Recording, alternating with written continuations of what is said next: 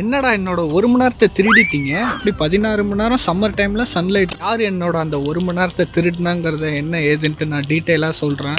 அதுக்கு முன்னாடி நம்ம சேனலை சப்ஸ்கிரைப் பண்ணி அப்படியே ஒரு லைக் ஒன்று போட்டு வீடியோ பாருங்கள். நான் இங்கே ஹங்கேரியில் இருக்கேன். என் வீட்டுக்கு ரெகுலராக இந்தியன் டைமுக்கு 7 மணிக்கு நான் கால் பண்ணுவேன். அதே மாதிரி நேற்று நான் கால் பண்ணேன் 7 மணிக்கு இந்தியன் டைமுக்கு நான் கால் பண்ணேன். அங்கே மணி 8.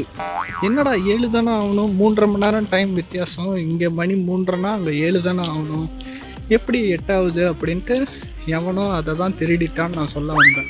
எனக்கு ஒன்றும் புரியாமல் என்ன ஏதுன்ட்டு இங்கே உள்ள ஹங்கேரியன்ஸ்ட்டை கேட்டால் இவங்க சொல்கிறாங்க இதுக்கு பேர் டேலைட் சேவிங் டைம் அப்படின்னு. அப்படின்னா இந்தியாவில் சம்மர்னாலும் வின்டர்னாலும் சன்லைட் வந்து 2 மணி நேரத்துலேருந்து 12 மணி நேரம் இந்தியாவில் சன்லைட் இருக்கும். ஆனால் ஹங்கேரியில் சம்மரில் 16 மணி நேரம் வெளிச்சம் இருக்கும், சன்லைட் இருக்கும். வின்டரில் 8 மணி நேரம் தான் சன்லைட் இருக்கும். இதனால தான் அந்த 1 ஹவரை ஒரு அட்ஜஸ்ட்மெண்ட் பண்ணுறாங்க. அதுக்கு பேர் தான் இந்த டேலைட் சேவிங் டைமாக. இந்த டைம் சேஞ்சை எப்போ பண்ணுவாங்கன்னு பார்த்தீங்கன்னா மார்ச்சில் வர லாஸ்ட்டு சண்டேவும் அப்புறம் அக்டோபரில் வர லாஸ்ட்டு சண்டேவும் சேஞ்ச் பண்ணுவாங்க.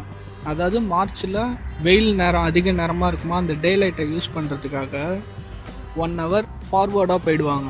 அதாவது 2 மணிலேருந்து 3 மணி தானே ஆகணும், ஆனால் 3 மணி ஆகாமல் டேரெக்டாக 4 மணி ஆகிடும். திரும்ப அக்டோபர் அந்த லாஸ்ட்டு சண்டேயில் பேக் டு நார்மல்.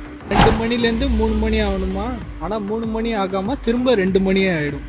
அது எப்படி இந்தியாவில் வந்து 10 மணி நேரம் தான் சன்லைட் இருக்குது, ஹங்கேரியில் எப்படி 16 மணி நேரம் சம்மர் டைமில் சன்லைட் இருக்குது அப்படின்ட்டு உங்களுக்கு ஒரு ஆச்சரியம் இருந்தால் அடுத்த வீடியோவில் அதோட ஃபுல் எக்ஸ்ப்ளனேஷன் நான் கொடுக்குறேன். அந்த வீடியோவில் நம்மளில் நிறைய பேருக்கு தெரியாத ஒரு விஷயத்தையும் நான் சொல்கிறேன். அதை தெரிஞ்சுக்கணுன்னா signing off Pradeep show time.